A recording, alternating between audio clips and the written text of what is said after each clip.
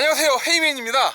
제가 사무실에 나왔는데 르노 QM6 차량이 또 있어요. 야, 아무리 생각해도 제가 이해가 안 가는 게 이 르노 QM6 같은 경우는 가성비가 완전 끝내줘요. 끝내줘. 뭐 말을 하면 입이 아파.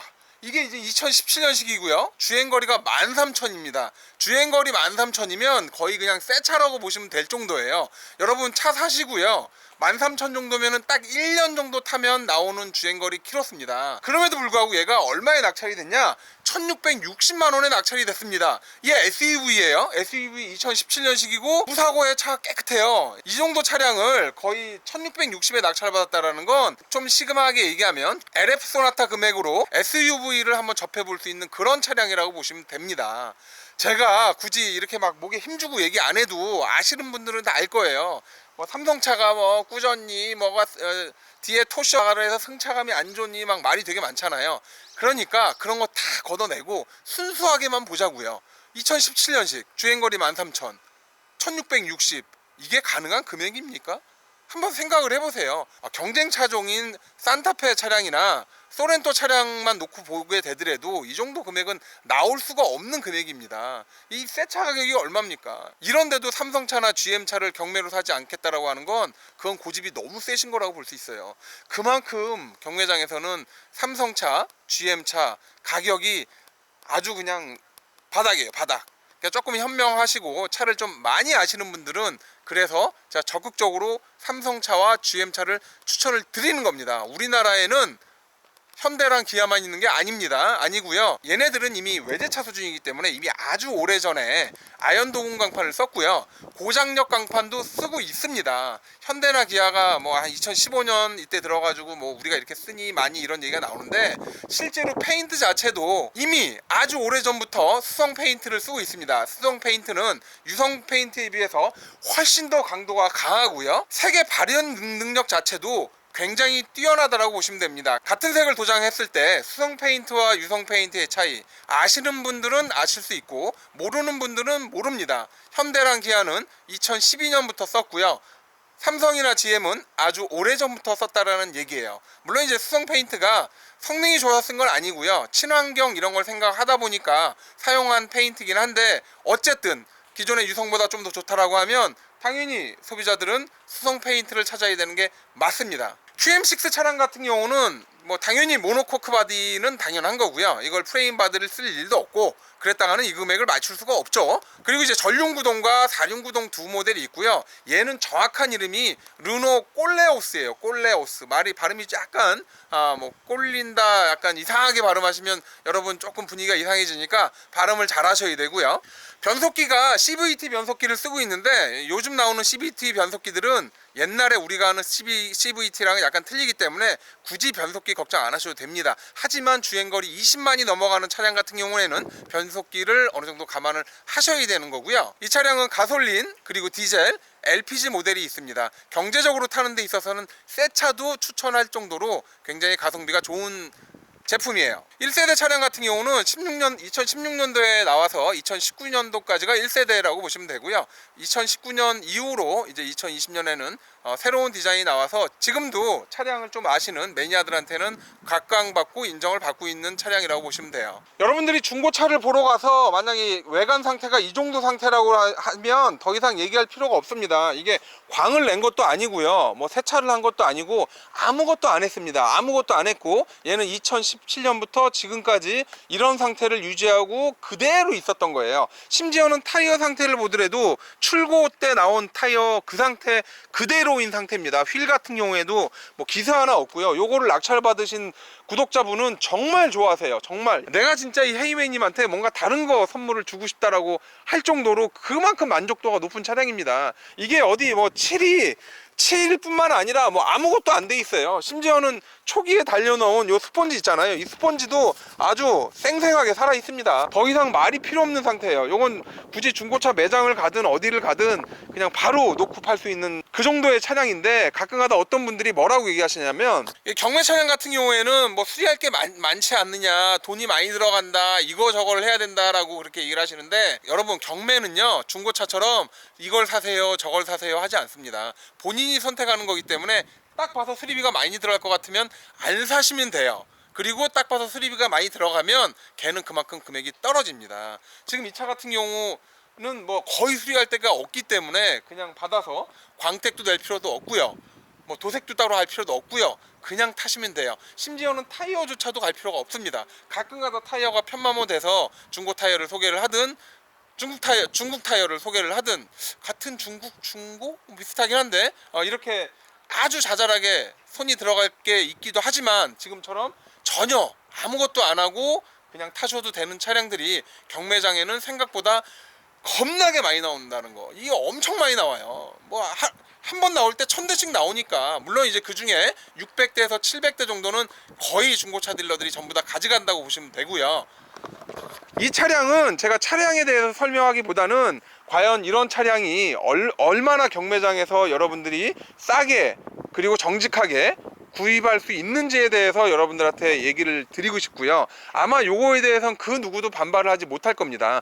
일반적인 자동차 리뷰 같은 경우 뭐 차 성능이 어쩌네요 저쩌네요 이런 얘기를 하는데 차 성능은 뭐 타는데 지장 없으면 성능이 좋은 겁니다. 요즘은 차 잘 만들어요. 차 굳이 여러분들이 뭐 성능에 대해서 논하지 않아도 될 정도로 굉장히 차를 잘 만들기 때문에 그냥 보편적인 사람들의 인식이나 이런 거에 대해서 생각을 하셔도 되고요. 그리고 이 차량 같은 경우는 외국에 나가면 그냥 외제차예요. 유럽에 가면 굉장히 많이 볼 수 있고요. 제가 실제로 출장 나가면 많이 봐요. 해외에서 많이 보면 얼마나 반갑습니까. 하지만 우리나라에서는 이제 외제차가 아니라 이제 국산차로 둔갑을 해서 판매가 되고 있죠. 차 문을 딱 열어보게 되면 이제 아무래도 고급 SUV가 아니기 때문에 이런데 뭐 투톤이 들어가거나 그러지는 않습니다. 아주 기본적인 기본기는 전부 다 지키고 있고요.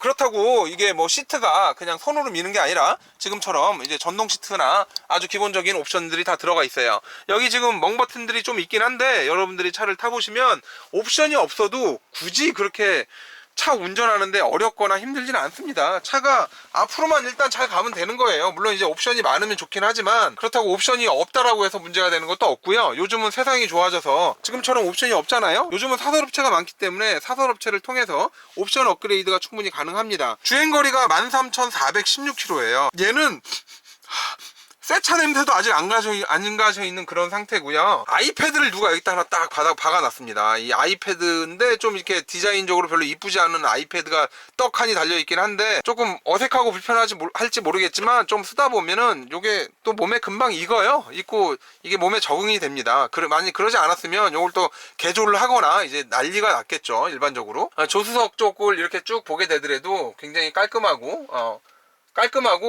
심플하고 아주 단아한 그런 패턴을 보이고 있어요. 디자인이나 이런 부분이 아주 끝내주거나 이러진 않습니다. 하지만 이 차량 같은 경우에는 144마력의 자연흡기 엔진을 가지고 있어요.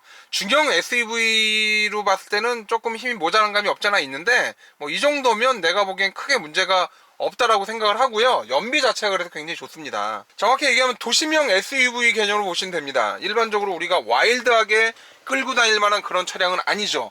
뒷좌석도 공간이 충분하고요. 승용차를 타는 것보다는 아무래도 SUV를 탄다라는 게 여러 가지 활용도도 많고요. 여러분들이 승용차만 타셨다라고 하면 이번 기회에 SUV에 대해서 한번 고민해 보세요.